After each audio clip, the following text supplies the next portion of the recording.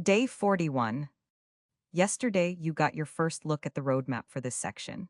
Today, you're going to learn about one of the most important building blocks in any algorithmic strategy. Raw price data tells you what happened, but it does not tell you what it means. To make decisions, your algorithm needs to process that data into something more useful. So, what is an indicator?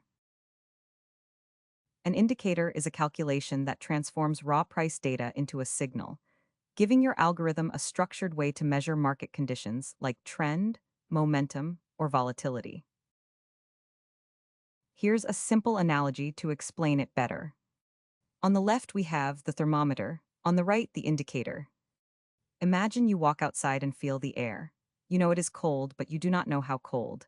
A thermometer takes that raw condition and gives you a number, 4 degrees. Now you can make a decision, coat or no coat. That number did not change the weather. It just made the condition readable. The thermometer here says, turn a raw condition into something you can act on.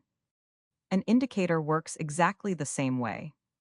It takes raw price data and runs a calculation on it, which in this case is. Instead of staring at a stream of closing prices, your algorithm reads a single output value that tells it whether the market is trending, overbought, or losing momentum. With that, we wrap up the simple introduction of the concept of indicator in QuantConnect. Here's a quick knowledge check. An indicator changes the price data it receives, true or false. And the correct answer is false.